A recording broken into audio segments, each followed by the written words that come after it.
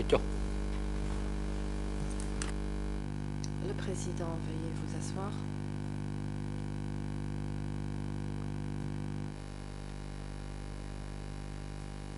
Reprise de débat. Et sans plus attendre, la parole est cédée à la défense de M. Nunchea pour son interrogation du témoin, M. Rochampton. Les techniciens audiovisuels nous ont informés de l'existence d'un souci technique. Nous empêchons d'afficher les documents à l'écran pour l'instant.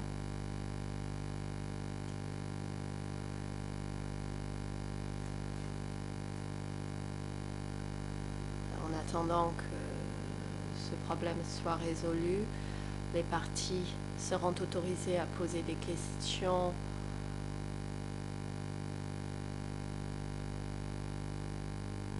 mais des questions nécessitant la projection de documents devra être reportée jusqu'à résolution de ce problème technique. Maître Sonaroun. Bonjour Monsieur le Président, bonjour Mesdames et Messieurs les juges, bonjour Monsieur Pipoun. Je suis Maître Sonaroun, je représente Nunchea aux côtés de mon confrère et j'aimerais vous poser un certain nombre de questions. Monsieur Pipoun, vous avez dit au procureur le 25 juillet 2012 avoir déjà vu les revues Étendard révolutionnaire et Jeunesse révolutionnaire. J'aimerais savoir si vous avez jamais lu ces revues et si vous avez réellement vu ces revues et si oui, combien d'exemplaires en avez-vous vu?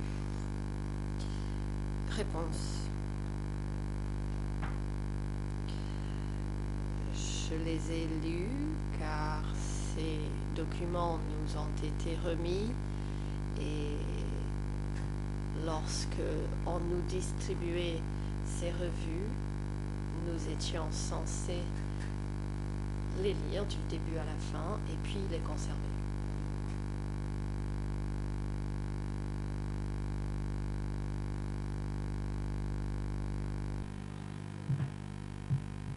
Question.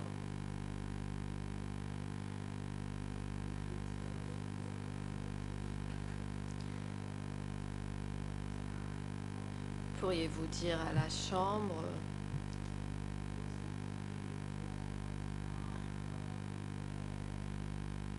comment se présentait cet étendard révolutionnaire? Était-ce sous forme de magazine, de revue? Est-ce que les pages étaient tapées à la machine ou manuscrites?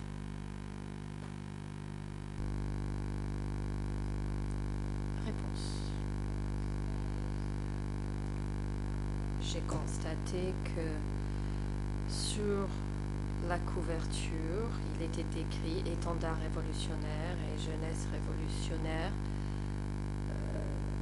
qui se présentait sous forme de livre avec les titres que je viens de mentionner, Étendard révolutionnaire et Jeunesse révolutionnaire. Est-ce qu'il y a de la couleur?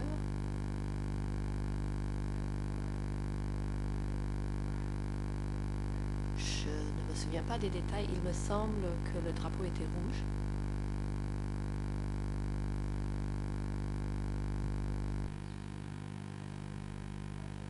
Question.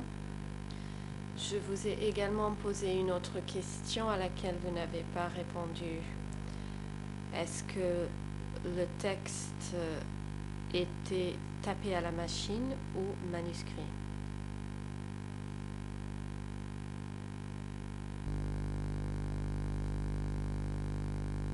Réponse. Pour ce qu'il y a de la page de garde,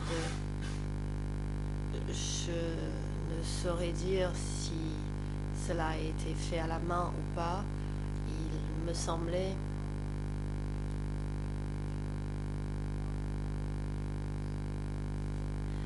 que l'image sur la couverture avait été dessinée à la main et non pas imprimée. Question. Et qu'en est-il des textes à l'intérieur? Vous dites avoir lu ces revues. Est-ce que ces textes étaient écrits à la main ou à la machine?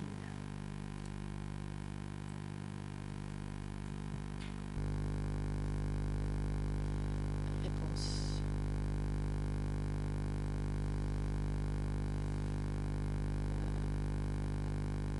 Cela avait été imprimé afin d'en tirer des exemplaires. Question. Vous avez lu... Est-ce que vous avez lu les magazines Étendard révolutionnaire et Jeunesse révolutionnaire? Et si oui, dans quelle année?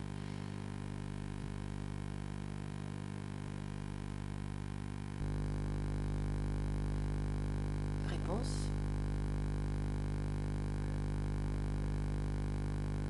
Je les ai lus à partir de 1977. Je ne me souviens pas s'il s'agissait du début ou de la fin de 1977, mais je me souviens que des exemplaires ont été remis à tous les ministères.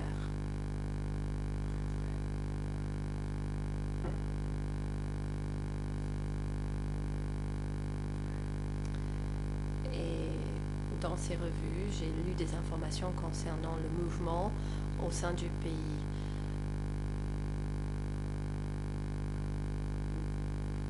Je me souviens d'avoir lu des informations sur la construction du parti et d'autres détails dans ces publications.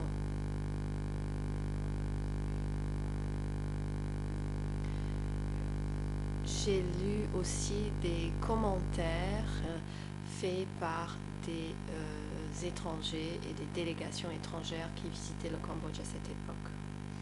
Question.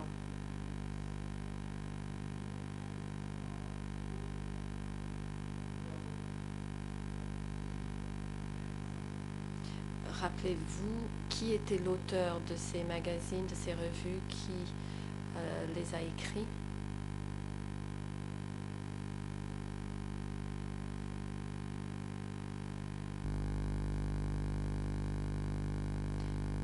Réponse.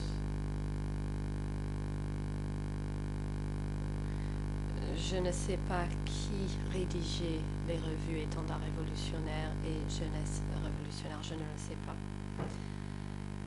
La défense. Merci.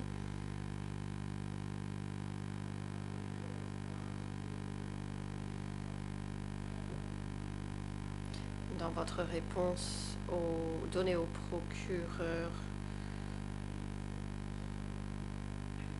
concernant la période suivant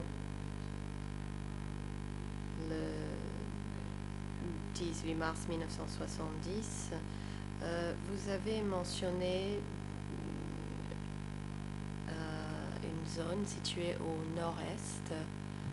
Pourriez-vous préciser, s'il vous plaît? Réponse.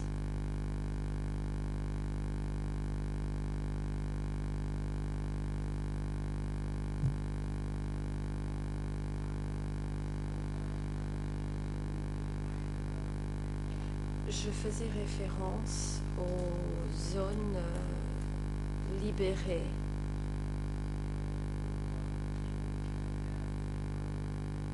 On nous a dit pendant les sessions que dans le Rotana-Kiri et le Mondol-Kiri, l'ensemble de ces provinces avaient été libérées. Préavir avait également été entièrement libéré. On nous a donc expliqué que la zone libérée s'était agrandie et qu'il n'y aura plus d'obstacles.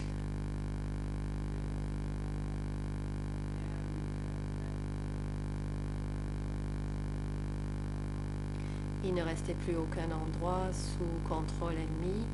car nous avions pris le contrôle de l'ensemble de cette zone. La défense, merci. Vous avez également dit à la Chambre qu'à cette époque, il y avait de lourds bombardements américains.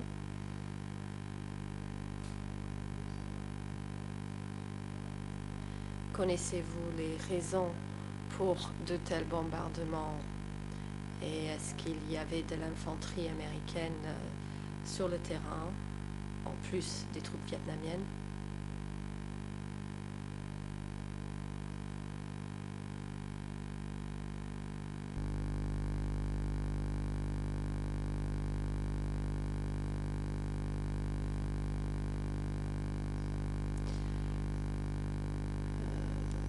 Les bombardements ont commencé en 1962.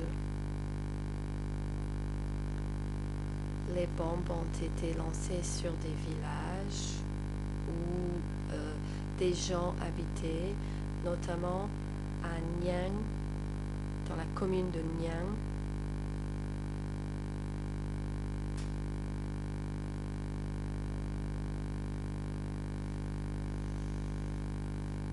Je ne sais pas ce qui est devenu ce village aujourd'hui.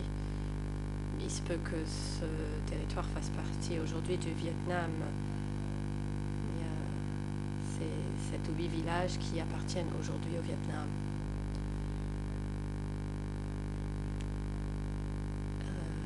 Il s'agit de terres agricoles.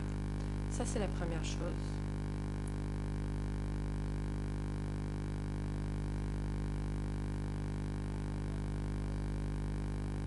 Ensuite, les bombardements se sont poursuivis en 1964, 65 jusqu'en 67, 68 et 69.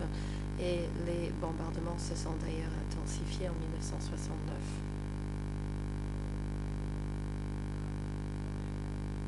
Je parle des bombardements du territoire cambodgien dans la province de Ratanakiri, le village de Loa, le village de Nhan, le village de Trang Na qui a été à moitié détruit et le village de Kon a également été à moitié détruit. Le village de Moi également. Ces 4 ou 5 villages ont été détruits.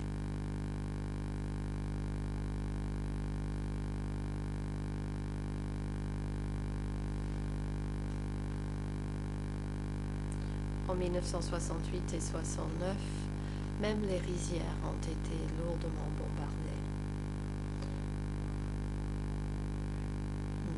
Nous ne savions pas ce qui avait provoqué leur colère et ces bombardements.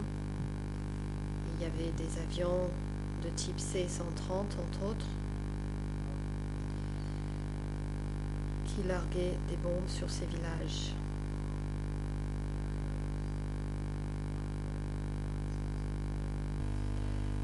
Du bétail également. En une journée, 1 millier de bœufs ont été tués dans les rizières. Je ne comprenais pas les raisons d'une telle colère de la part des Américains, ni pourquoi ils lançaient ces bombes.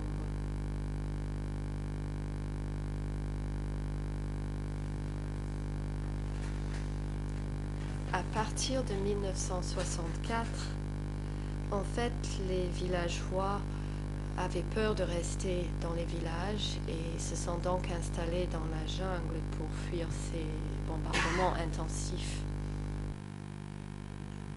Question. Merci.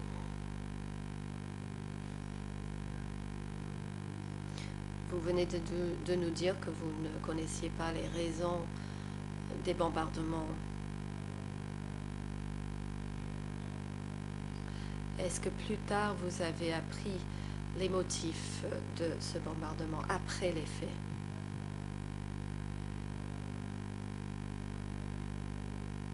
À cette époque, le gouvernement de Lon Nol n'avait pas encore été formé.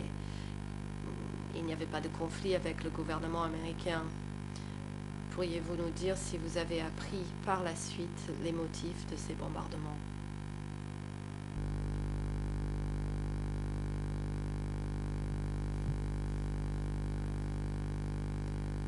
Réponse. Par la suite, j'ai appris les raisons. Premièrement, ils voulaient poursuivre les soldats du Viet Cong.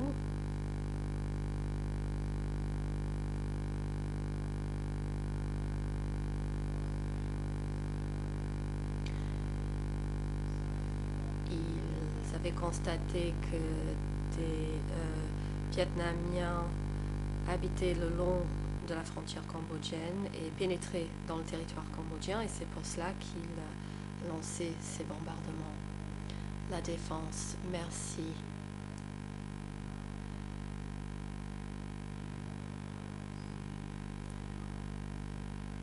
Avez-vous jamais observé des troupes américaines ou vietnamiennes sur le territoire cambodgien avant, pendant ou après les bombardements? Réponse.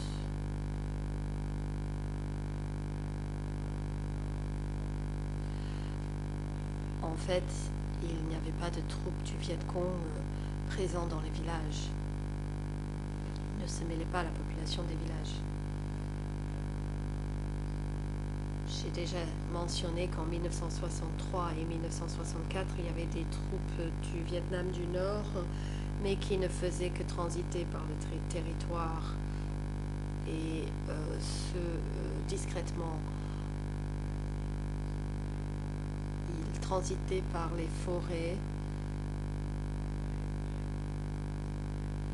et recrutaient des gens pour construire un sentier. Au début, c'était un simple sentier pour marcher à pied, mais par la suite, on pouvait le parcourir à vélo. Ils se servaient de ces pistes pour transporter du riz, pour ravitailler les soldats. La défense. Merci. Lorsque les Américains ont bombardé le territoire du Kampuchea,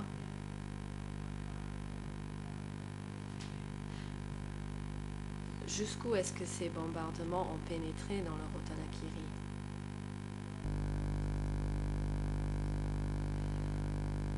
Réponse.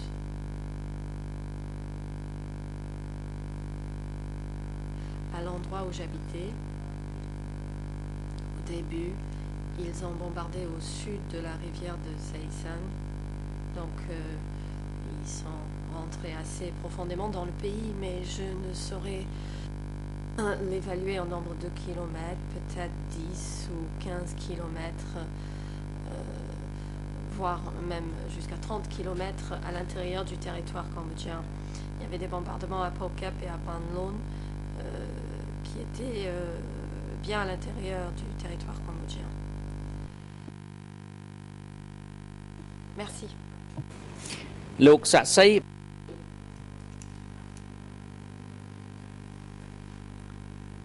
La défense. Monsieur le témoin, vous avez dit avoir rallié à la Révolution en 63.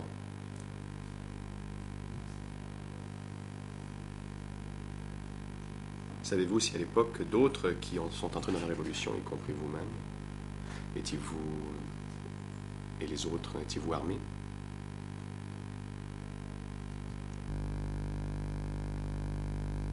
Réponse.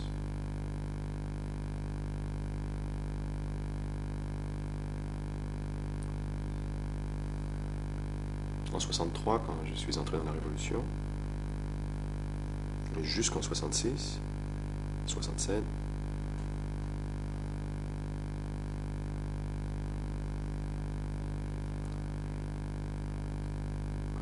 je n'ai reçu des armes qu'à la fin de l'année 1967. Je parle ici de moi, uniquement. C'était un Ampiel, un type de fusil. Puis ensuite, j'avais un 36. Et après, j'avais non, c'est un calibre 36.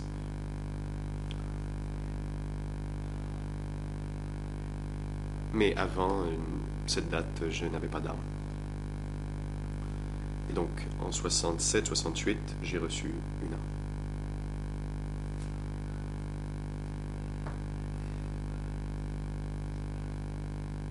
À l'époque, les unités mobiles étaient armées, et moi aussi.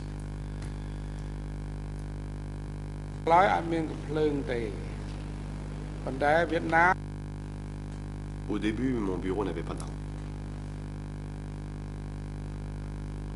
Puis, des soldats vietnamiens qui passaient par là et qui étaient épuisés, qui voulaient de la nourriture, ils voulaient du porc ou du chien, et ont échangé cette viande pour des armes.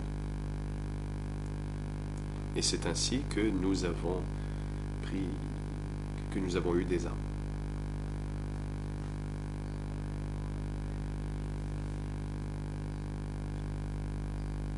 Et au fil du temps, avec les échanges avec les soldats vietnamiens, nous avons accumulé des armes. Question.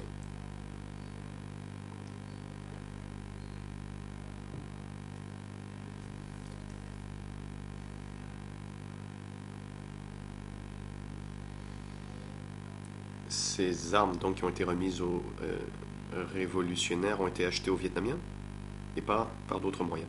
Est-ce exact? Réponse. Oui.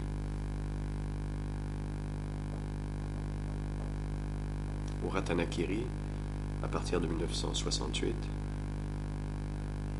nous avions déjà des fusils.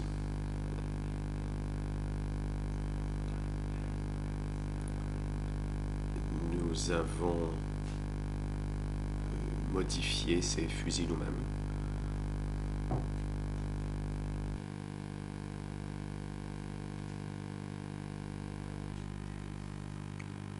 Question.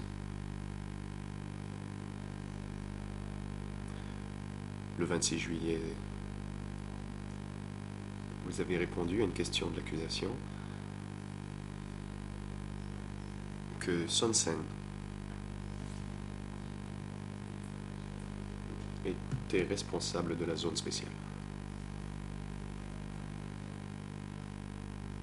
Pouvez-vous nous dire si c'était lui qui était responsable de la zone spéciale ou quelqu'un d'autre? Réponse. C'était possible qu'il y ait une erreur. Je n'ai pas dit Son Sen était responsable de la zone spéciale. C'était Van Vet qui avait la responsabilité de cette zone. Son Sen, lui, était chargé des affaires militaires depuis l'époque où il était au Ratanakiri. D'abord les unités mobiles, puis il s'est rendu au champ de bataille de Campbellton. Question.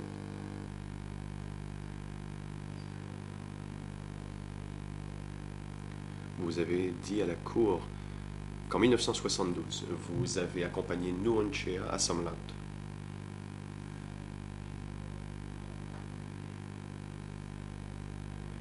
Avant de l'accompagner là-bas, où étiez-vous? Car vous avez aussi dit à la Chambre que vous étiez le garde du corps de Pol Pot. Et donc, pourquoi avez-vous accompagné Nguyen Chia à Sam Laut?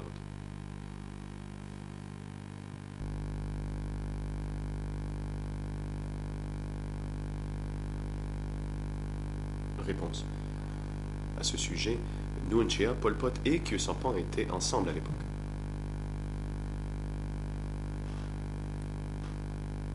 Et moi aussi, j'étais là. Et il m'arrivait d'accompagner Pol Pot. Et d'autres fois, j'accompagnais Nguyen Chia. C'était en 1972.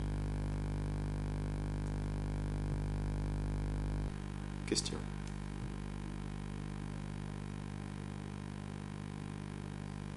Quand vous avez accompagné Nguyen Chia à Sam Laut, vous souvenez-vous s'il s'agissait d'une mission officielle de Nguyen Chia? Quel était l'objectif de ce voyage à Sam Laut?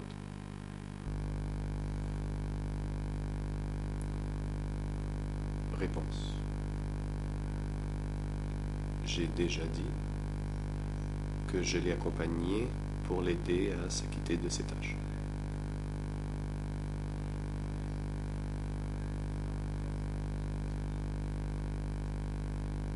Dans les zones ouest et sud-ouest. Il est aussi allé à la zone nord-ouest.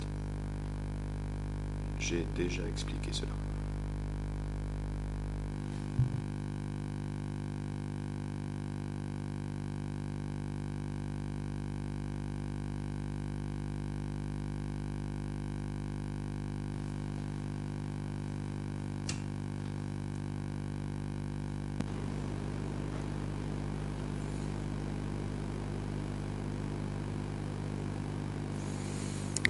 ខ្ញុំត្រឡប់ទៅក្រោយវិញបន្តិច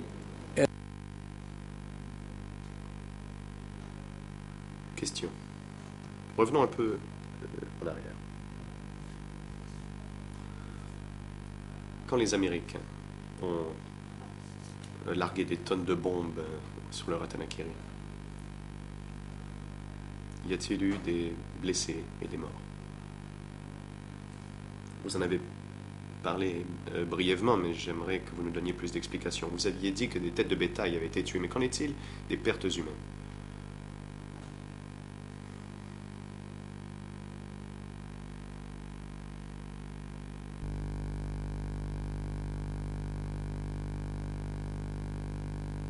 Réponse.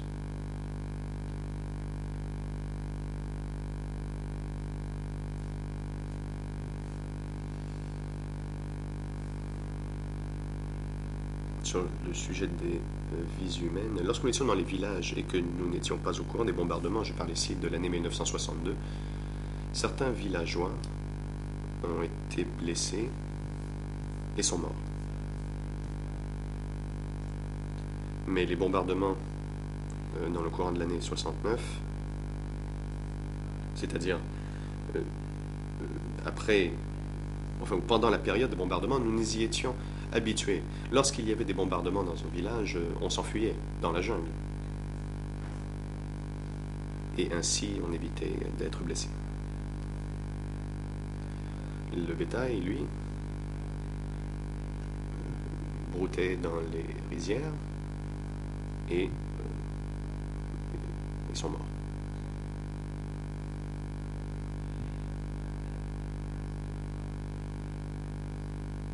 Donc après la récolte, on envoyait le bétail paître dans les rizières et beaucoup de vaches sont mortes. C'était dans la deuxième phase des bombardements. La troisième phase de bombardement en 73, dans le village de Tagnan,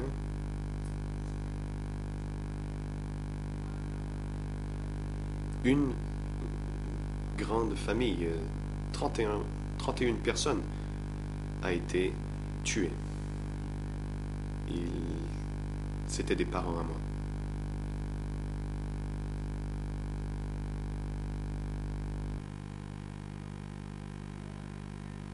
La défense. Merci.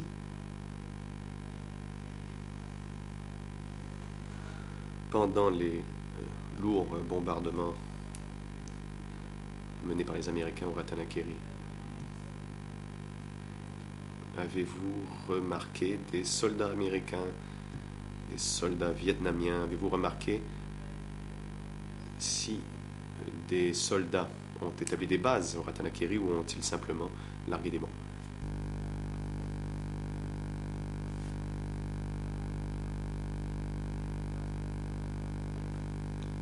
Réponse.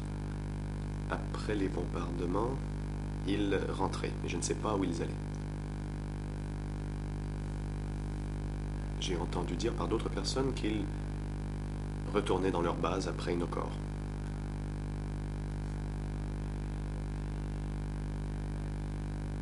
Ou à Tapao, c'est en Thaïlande.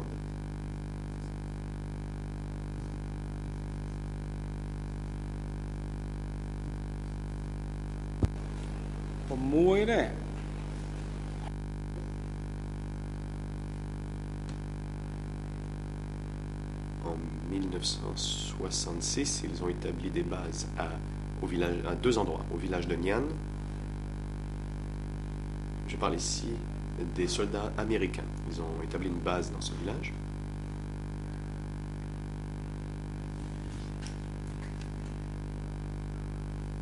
Et une autre au village de Tanya. Ils ne sont pas restés longtemps, par contre.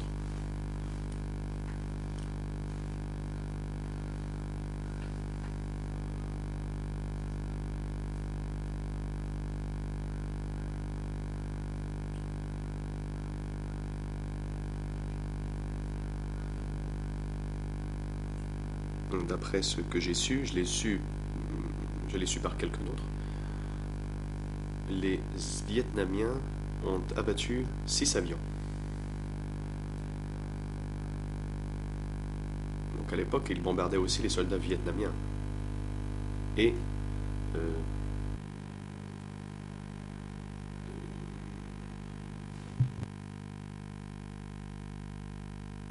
empiétaient sur notre territoire cambodgien. La défense. Quand vous faites référence à Pol Pot dans le cadre de votre comparution, vous parlez de Bong Pol Pot, Bong numéro 1, et vous parlez de Nguyen Chia comme Bong frère numéro 2. Pourquoi parlez-vous de Pol Pot comme frère numéro 1 et Nguyen Chia comme frère numéro 2? Est-ce quelque chose de bien connu ou est-ce votre habitude personnelle? Pourquoi les appelez-vous avec un tel surnom? Réponse. Laissez-moi apporter une précision.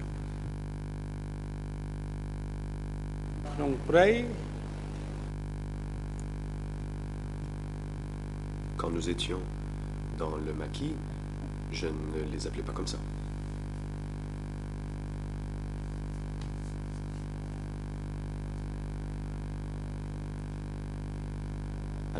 À l'époque, je l'appelais Bong.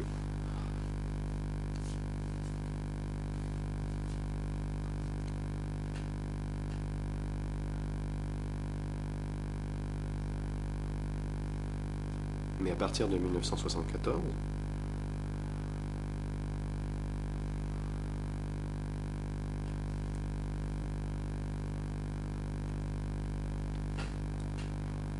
c'est-à-dire après la libération de Hudong,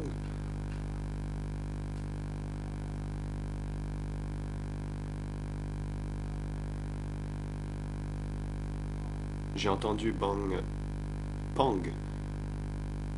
dire que Pol Pot était maintenant connu comme homme numéro 1 et Nguyen Chia était connu sous le nom de homme numéro 2. Et donc à partir de ce moment-là, ils étaient connus comme numéro 1 et numéro 2. Car nous ne voulions pas utiliser leur véritable nom. C'est pourquoi on a dit homme numéro 1 et numéro 2. La défense. Merci beaucoup. Cela veut donc dire que frère numéro 1 et frère numéro 2 sont des titres que Pang leur a donnés. C'est exact? Réponse. Je ne sais pas si c'est Pang qui en a décidé ainsi.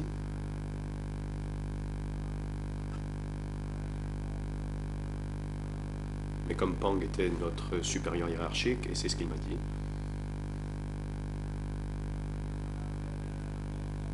je ne sais pas si les hommes eux-mêmes ont choisi ce surnom et lui en ont fait part. 73 លោក Question. À partir de 73, monsieur le témoin, saviez-vous si les soldats Khmer Rouge se sont battus et se sont rendus jusqu'à la ville de Kampuchea? Réponse, oui, je l'ai su.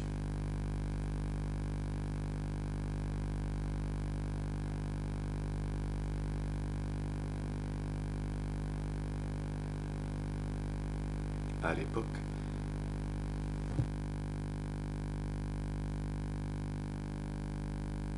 L'interprète se reprend. Kampong Thom. Il y avait... Kampong Thom était une cible et il y avait un endroit du nom de Trape An Veng.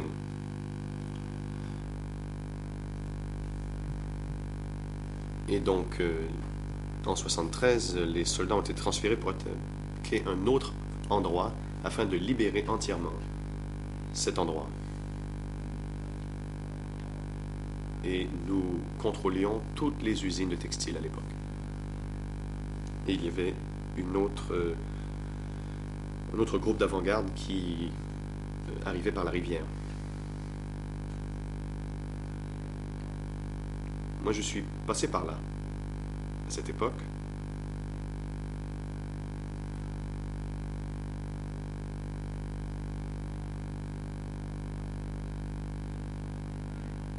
Et il y avait des combats à Kampong Cham. Et les soldats venant du Ratanakiri, c'était des gens issus d'une minorité ethnique. 60 d'entre eux sont morts et ont été enterrés à Stongtrang.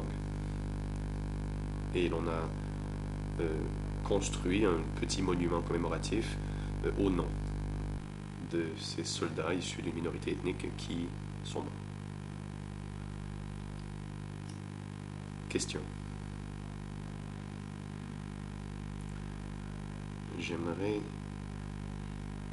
savoir à propos des réfugiés. Après l'intensification des combats à Kampong Cham, les résidents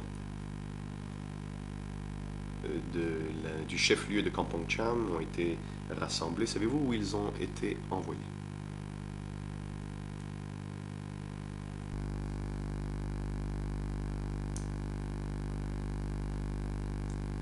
Réponse.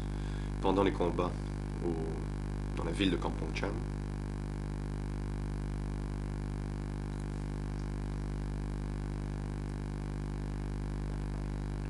il semblerait qu'il n'y ait pas eu d'évacuation, car nous n'avons pas gardé le contrôle de la ville pendant bien longtemps. Nous nous sommes retirés et les résidents sont revenus. Nous n'avons eu le contrôle de la ville que pendant une courte période.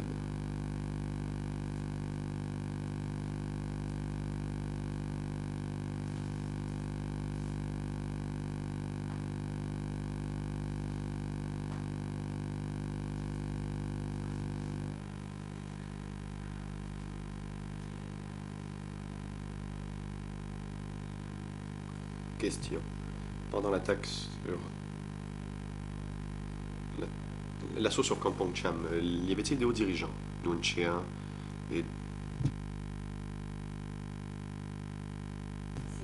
et d'autres hauts dirigeants? Où étaient-ils?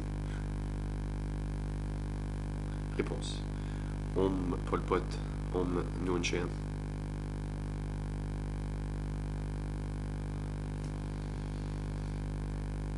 Était au bureau près de S71. Il y avait à l'époque plusieurs bureaux mobiles. Quant à Son Sen,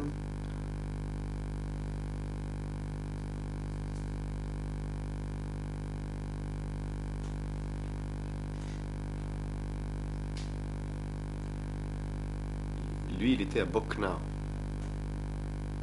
Son quartier général était là-bas. Question. Et donc, lors de l'assaut de Kampong Cham, était-ce Son Sen qui assurait le commandement?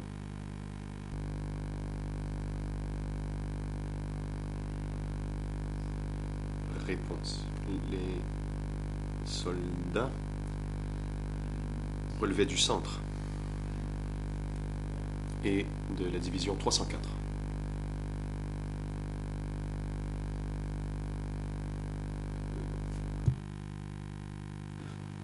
Et de... L'interprète corrige. Il relevait de 304.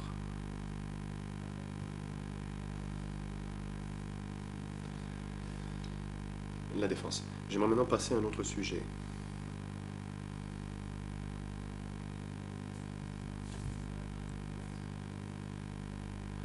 lors de votre comparution, vous avez dit que vous étiez proche de Nuon Chea, et que vous avez travaillé avec lui, et que vous étiez presque aussi proche de lui que de Pol Pot. Et quand vous parlez de Pol Pot, vous parlez de Pol Pot et de Khieu Samphan. Et ma question est la suivante. Connaissiez-vous bien Nuon Chea?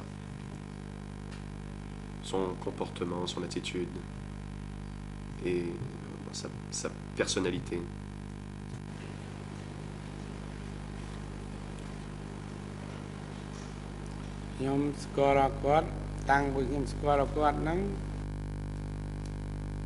Réponse.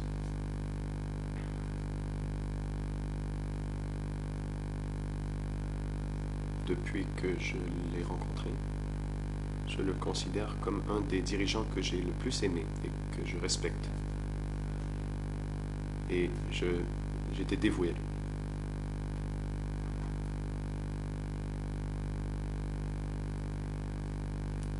Pour ce qui est de sa personnalité, c'est un homme instruit. Il est humble et doux. Et connaissait la discipline bouddhiste. Il connaissait bien la religion bouddhiste. C'est ce que j'ai remarqué.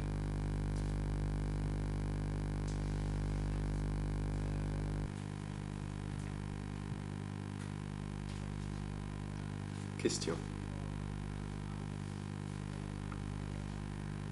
Certaines personnes ont affirmé que Nuon Chea est un homme cruel, un barbare, malgré le fait qu'il soit instruit. D'aucuns ont affirmé que Nuon Chea a donné l'ordre de faire arrêter et exécuter des gens. D'après vos connaissances et la lumière de ce que vous venez de nous dire à propos de sa personnalité, est-il quelqu'un comme cela? Le président. Le témoin n'a pas à répondre à la question. Il n'est pas, ou plutôt, le témoin ne peut exprimer son opinion car il n'est pas un expert sur le sujet. Maître Sonore. Merci, Monsieur le Président. Laissez-moi donc passer à une autre question.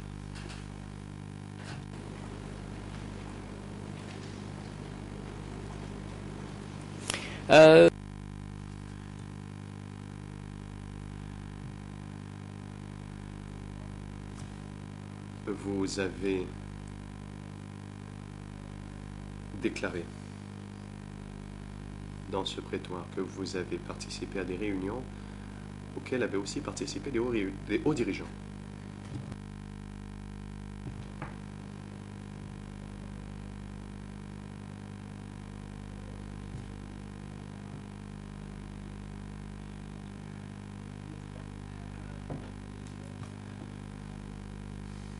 Avez-vous jamais entendu dire que les hauts dirigeants, lors de ces séances d'études ou de ces réunions, y compris Nuon Chea, Pol Pot et Khieu Samphan, et parlaient d'exécuter, d'arrêter?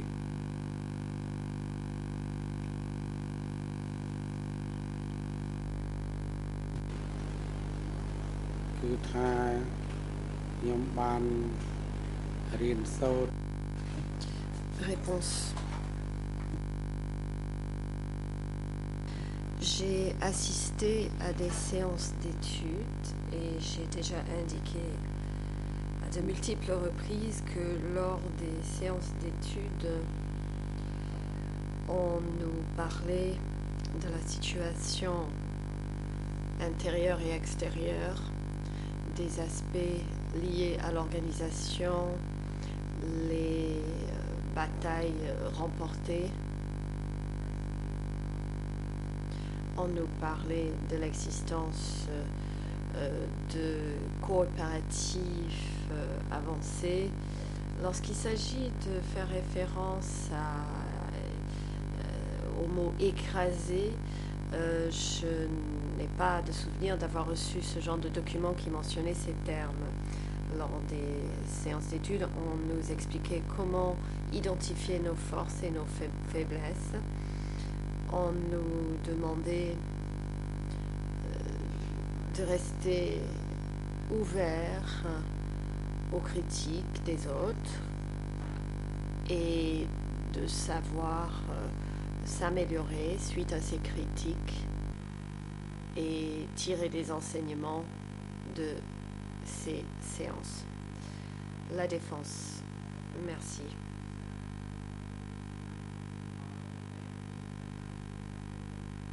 Le 18 et 19 avril 1975, lorsque les troupes se sont attaquées à Phnom Penh,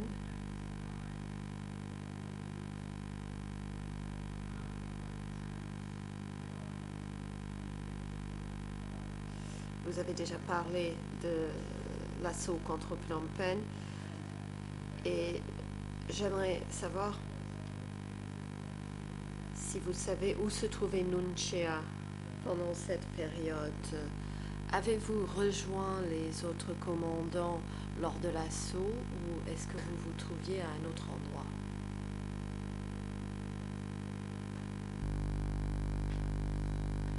Réponse.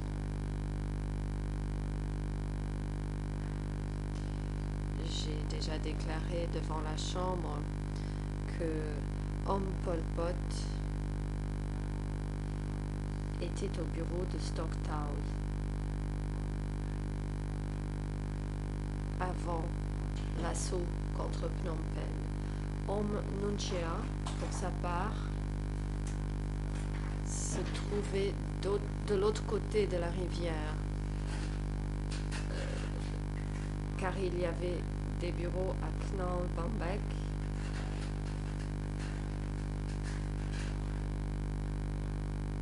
et à Y1.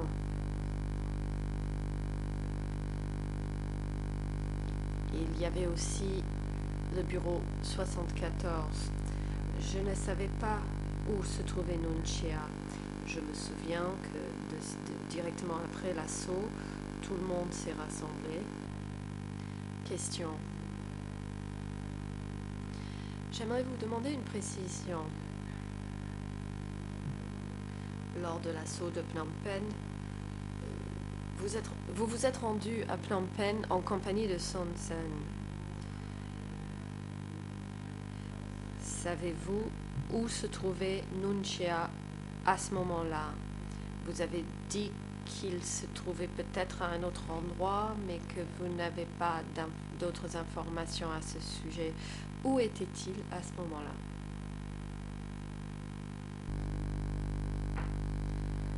Réponse. Je ne dispose pas d'informations me permettant de dire où il se trouvait.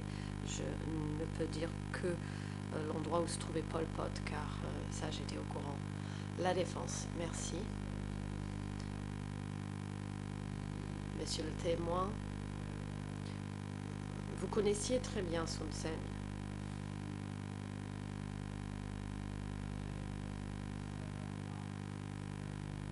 Son Sen était le ministre de la Défense et de la Sécurité nationale.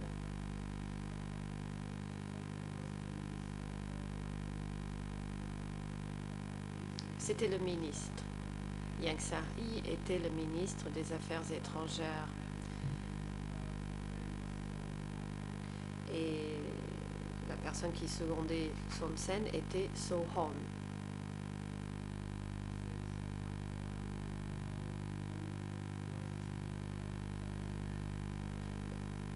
Ou plutôt, l'interprète se reprend, j'aimerais savoir qui était le second de Son Sen.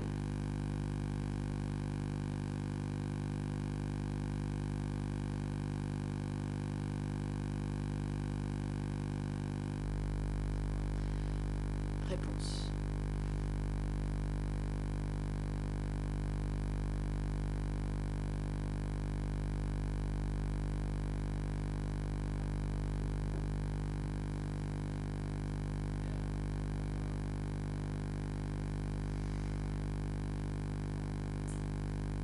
y avait Bon Met, Bon Tin, Bon Nat, Bon Pi.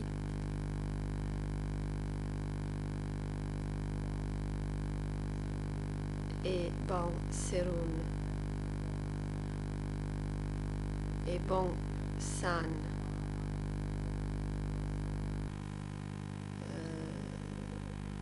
Du côté militaire, il y avait beaucoup de gens qui étaient sous l'autorité de Son Sen. La défense, merci. Comme vous l'avez indiqué, Son Sen pouvait s'appuyer sur un certain nombre de gens lors de ses absences. Lorsque Son Sen se rendait à l'Est en mission,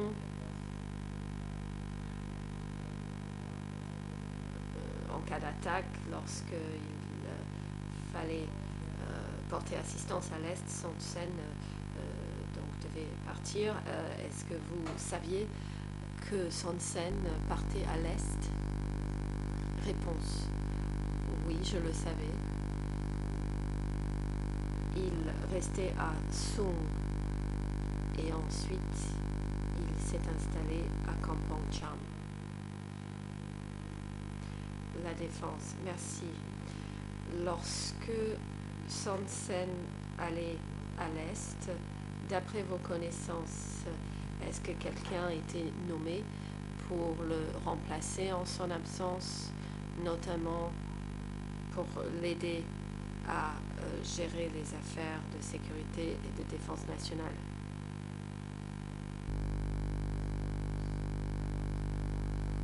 Réponse: je ne le sais pas, car nous ne travaillons pas au même ministère.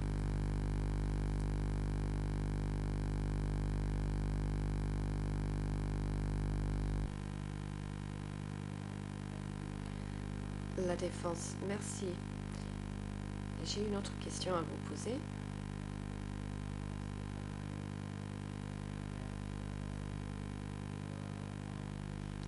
Vous avez dit dans votre déposition que vous avez accompagné Pol Pot en Chine.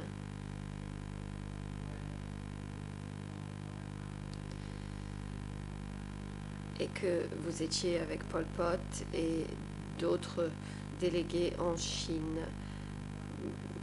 Pendant ce voyage, quel était votre rôle?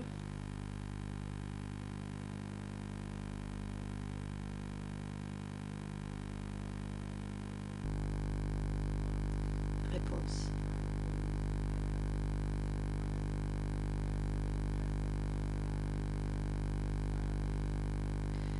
j'y suis allée pour étudier la gestion de choses comme l'hébergement ou le tourisme dans ce pays. C'était plutôt comme un voyage d'études pour apprendre comment accueillir et recevoir des invités. C'est ce que Ieng Sary m'a dit. On m'a dit d'observer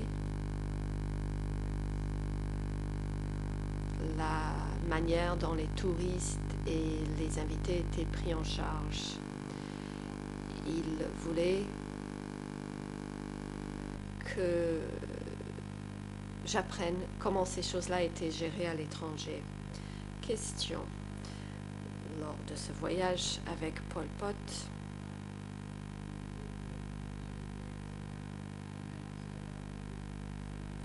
et lorsque les délégués ont rencontré des hauts dirigeants chinois, les avez-vous accompagnés dans ces réunions? Réponse: non, je n'ai pas participé à ces réunions.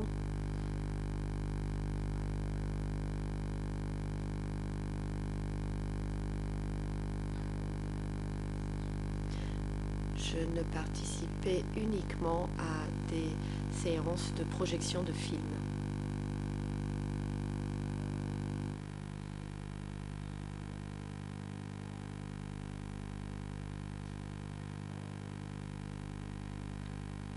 Question: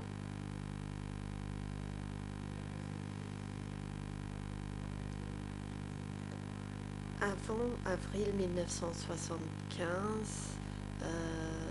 ou début avril 1975, il y avait une réunion concernant l'évacuation de Phnom Penh. Vous avez déjà dit devant la Chambre que Nunchia, Khieu Samphan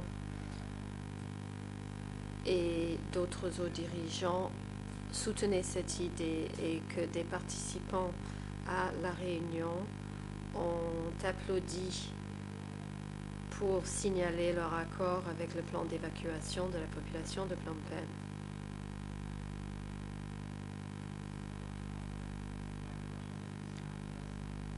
Suite à ces applaudissements des participants, est-ce que la réunion s'est terminée ou est-ce qu'elle s'est poursuivie après ces applaudissements?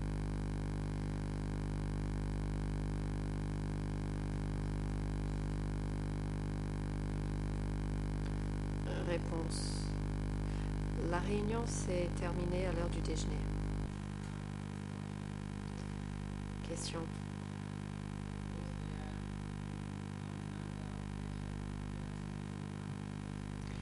Et y a-t-il eu une autre réunion pour la suite pour parler de l'évacuation faisant suite à cette première réunion? Réponse. Non.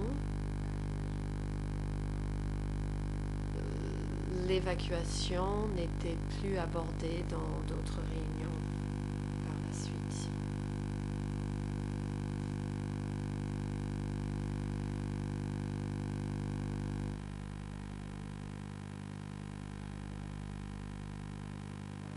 Question.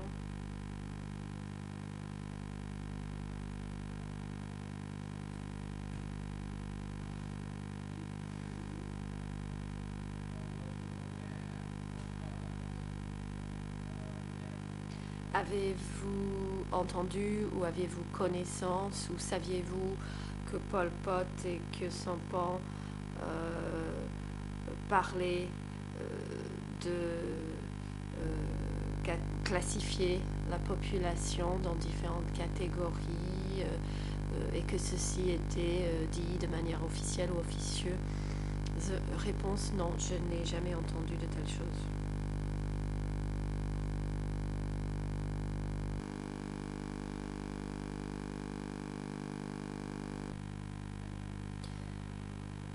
La défense, merci.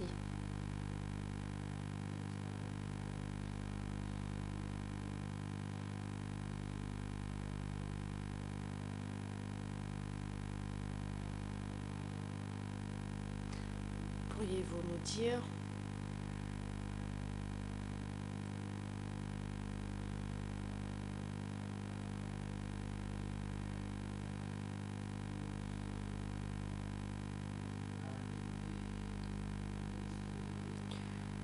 au sein du ministère des Affaires étrangères,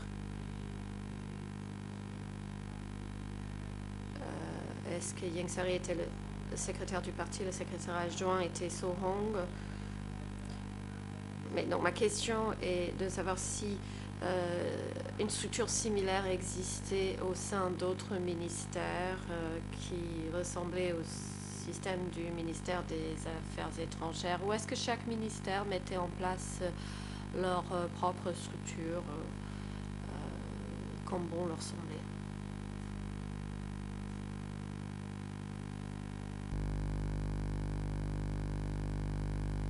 Réponse. D'après ce que j'ai pu observer et entendre de la part d'amis dans d'autres ministères, la structure de l'organisation semblait être la même.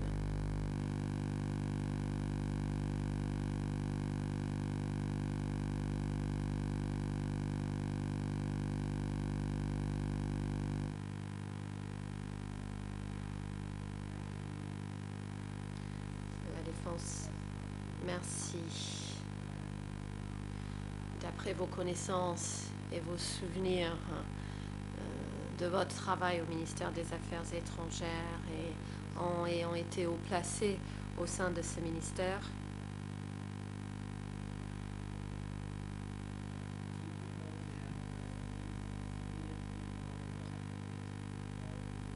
Saviez-vous que ces hauts dirigeants étaient des personnes instruites qui avaient fait partie du groupe? Est-ce exact? Réponse, oui, c'est exact.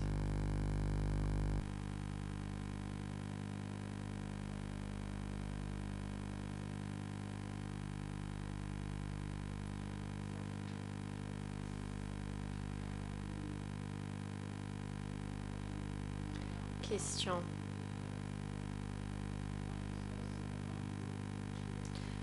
En dehors des hauts responsables du groupe, le gouvernement créé par Sihanouk,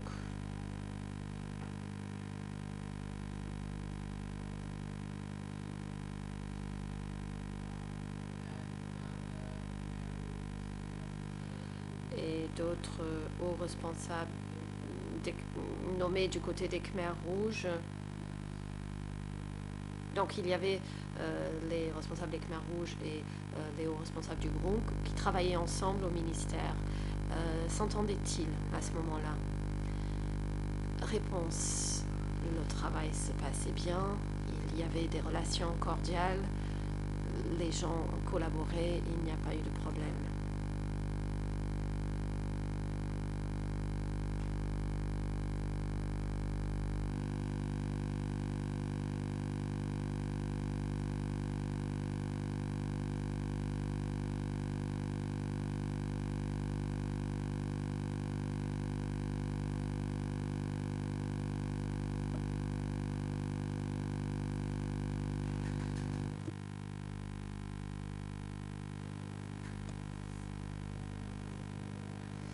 Maître Sonaroun,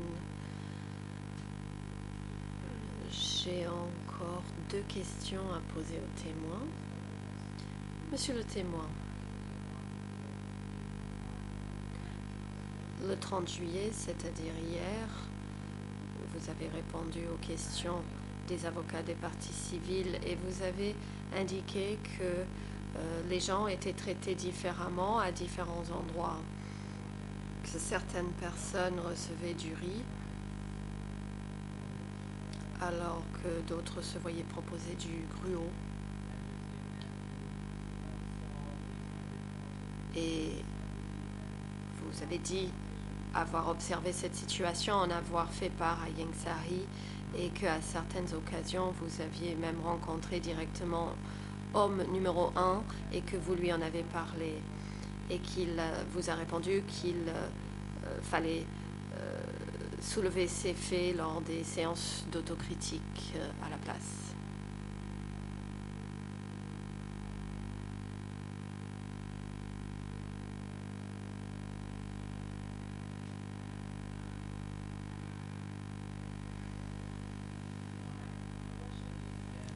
Ma question est la suivante.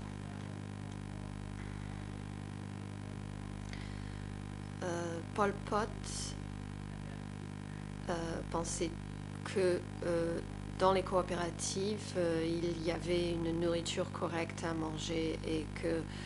mais ma question est comment est-ce que le traitement des membres des coopératives était décidé? Est-ce que c'était une décision de Pol Pot ou est-ce que c'était les chefs des coopératives qui décidaient à leur manière? Réponse. À ce sujet, aucune consigne ne venait des échelons supérieurs.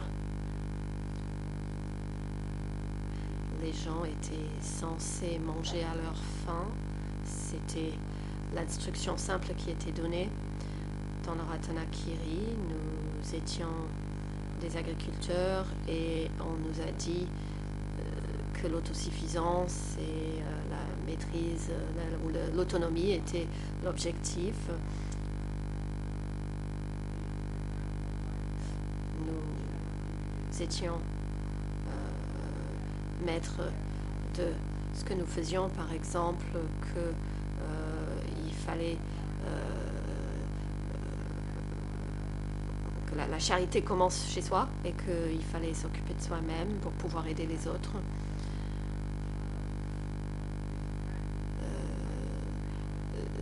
C'est simplement que j'ai remis en question cette pratique.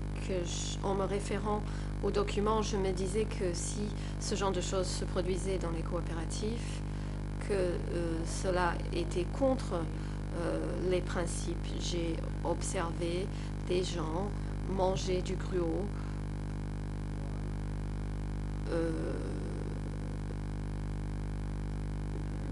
avec des nénuphars et que j'ai vu que les gens étaient maltraités et le parti n'avait pas l'intention de maltraiter les gens et je me demandais pourquoi ces mauvais traitements persistaient.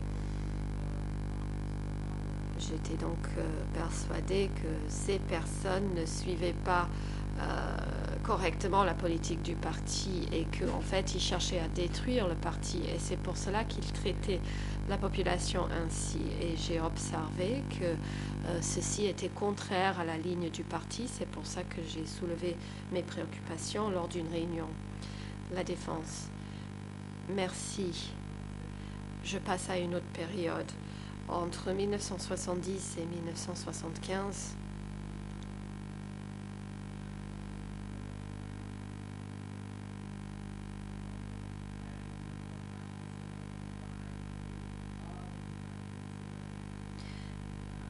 et entre 1975 et début 1979. D'après vos souvenirs, concernant la zone du Nord-Est. Donc ma question est la suivante. Entre 1975 et 1979, donc j'ai dit qu'il y a eu une évolution à cette période-là. Y avait-il des troupes vietnamiennes qui s'attaquaient au Cambodge ou est-ce que des troupes cambodgiennes attaquaient les troupes au Vietnam? Que savez-vous à ce sujet? Réponse. Dans la province de Ratanakiri,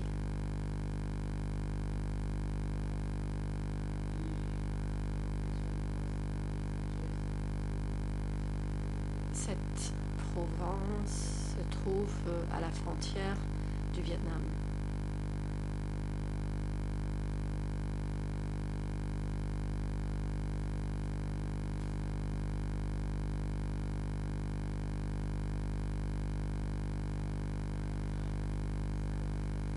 Entre 1970 et 1978,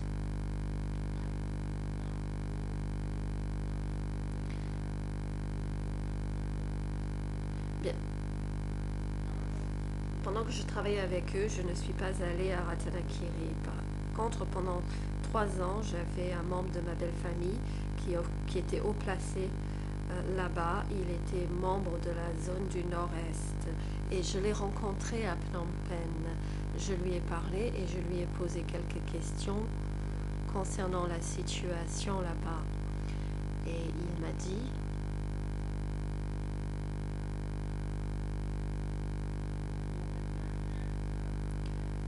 que avant qu'il y ait des conflits entre nous et le Vietnam, ils nous ont demandé refuge dans la zone de la queue du dragon. Mais qu'après la libération, le Vietnam n'avait jamais rendu ce territoire qui restait encore en possession des Vietnamiens. Et c'est à cet endroit que j'ai indiqué avoir transporté des courriers à des gens vivant dans des cabanes qui étaient à l'époque sous possession cambodgienne et que maintenant j'ai appris que ce territoire était entre les mains des Vietnamiens.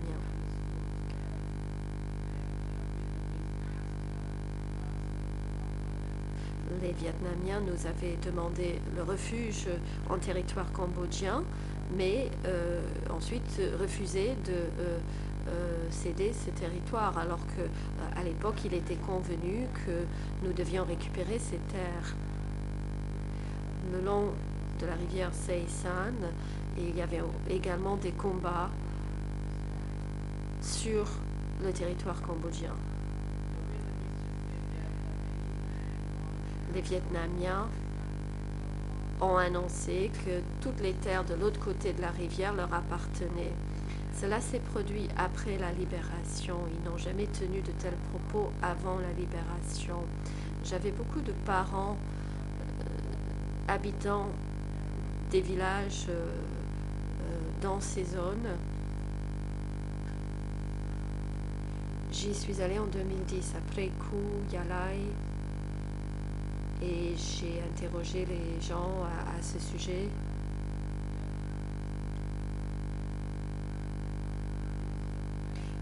Et ils m'ont expliqué que ces territoires qui sont khmers étaient devenus vietnamiens parce qu'après la libération de 1979, ils ont eu le droit de saisir les terres qui les intéressaient parce qu'ils disposaient de l'armée pour prendre ces terres. Je voulais juste vous raconter comment j'ai su ce qui s'était produit dans ces différents endroits. Et il y a des preuves, mes parents peuvent en témoigner car ils y habitent encore, des membres de ma famille. Je pense à Maître Sonaroun, je pense que... Ah non, le témoin continue. Je pensais que c'était une question politique. Je leur ai dit de ne pas s'en préoccuper et de continuer à travailler la terre. Maître Sonaroun, merci, Monsieur le Président. Monsieur le témoin, je n'ai plus de questions puisque l'heure du déjeuner est venue. Je propose que mon confrère pose ses questions après le déjeuner. Le Président, merci Maître, merci Monsieur le témoin. Nous sommes arrivés à l'heure du déjeuner. Nous allons donc suspendre les débats et reprendre à 13h30. Huissier d'audience, veuillez aider le témoin et son avocat pendant cette pause et faire en sorte qu'ils reviennent tous les deux ici au prétoire à 13h30. La défense de Nunchia, vous avez la parole. Good morning, everyone. Very briefly, I'm just... Maître Iannuzzi. Merci, Monsieur le Président. Je suis pour présenter la demande usuelle. Mon client m'informe qu'il souffre de maux de dos, de tête et de la difficulté à se concentrer et voudrait donc, espère pouvoir suivre les débats depuis la salutation temporaire cet après-midi. Un autre point, après une conversation, une discussion qui ont été faites jeudi dernier, qui ont été actées. Je fais ici référence à ce qu'avait dit la juge Cartwright. Elle a dit c'est votre responsabilité de soulever cette question, c'est-à-dire la question du manque de participation active de la part de mon client.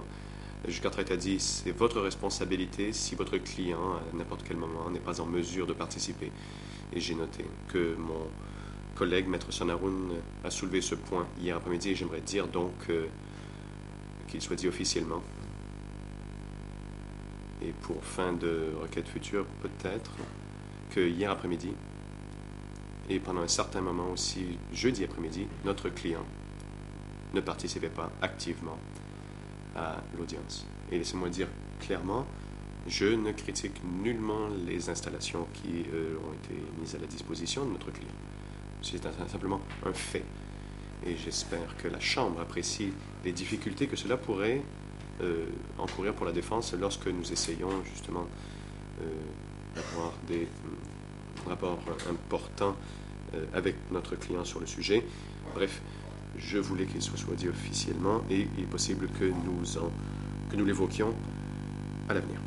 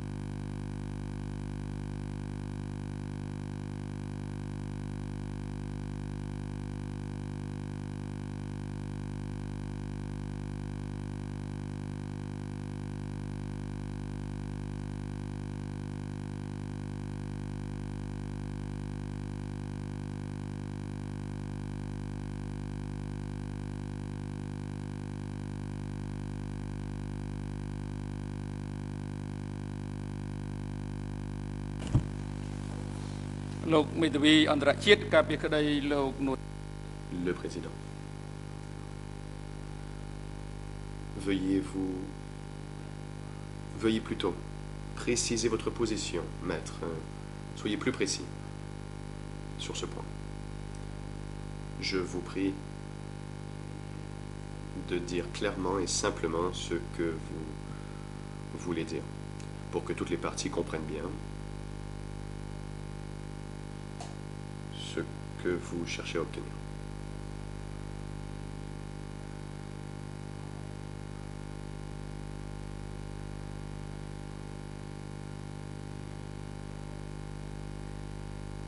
Nous n'avons pas très bien compris ce que vous vouliez dire.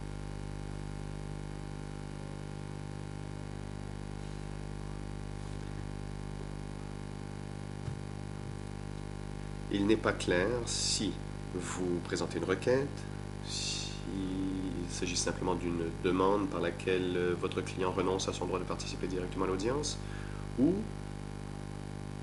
s'il y a un problème avec la cellule de détention temporaire. Vous devez exprimer vos motifs clairement pour que la Chambre puisse trancher s'il peut se retirer à la cellule de détention temporaire. Une fois de plus, je vous prie d'être bref et précis. S'il vous plaît, évitez de faire des déclarations qui ne sont pas pertinentes.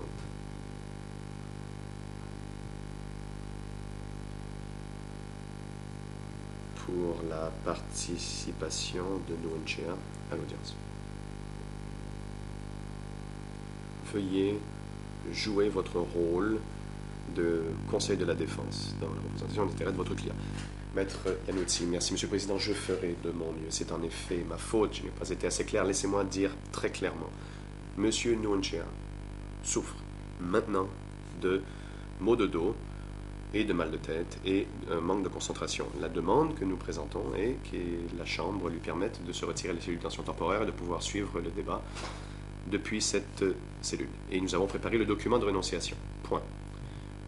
Deuxième question que je voulais soulever, de nature plus générale, et j'essaie simplement ici d'informer la Chambre, conformément à ce que j'ai compris être une instruction de la juge Cartwright, et qu'il est ma responsabilité de dire officiellement cela. Hier, pendant une certaine période de l'après-midi et jeudi après-midi aussi, on m'a informé que notre client n'était pas en mesure de participer activement à l'audience depuis la cellule de détention temporaire. Je le signale pour que cela soit acté, car il est possible que nous présentions une demande là-dessus à l'avenir. Et j'espère que la Chambre se rend compte des difficultés que cela signifie. Qu'il y a des périodes de temps où il ne peut participer activement à l'audience. Je le soulève. Aujourd'hui, il renonce à son droit de participer à l'audience. Nous avons préparé nos questions pour le témoin. Nous avons préparé le document aussi pour annoncer. Est-ce que cela est clair? Monsieur le Président, je vois que la juge Cartwright hoche la tête. Avez-vous besoin de plus d'explications?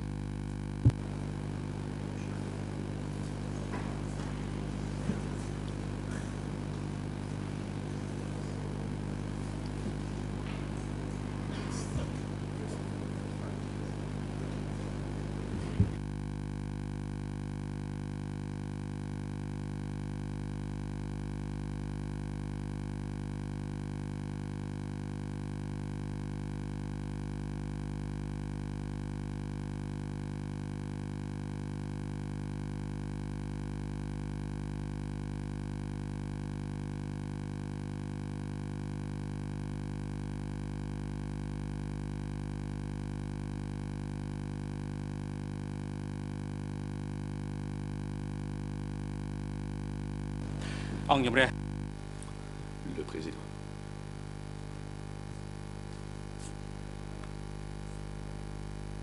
La Chambre fait droit à la demande.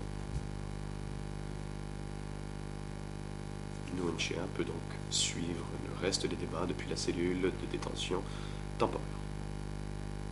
La Chambre note que Nunchi a renoncé à son droit de participer directement à l'audience dans le prétoire. La Chambre demande à son conseil de remettre le document de renonciation signé par son client ou portant son empreinte digitale au greffier le plus tôt possible. La Chambre enjoint maintenant les services techniques d'assurer le lien audiovisuel entre le prétoire et la cellule de détention temporaire.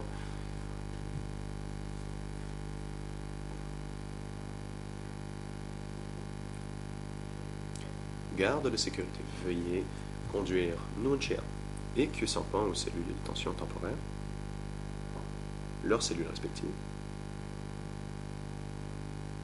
et ne ramenez que Khieu Samphan à 13h30. L'audience est levée.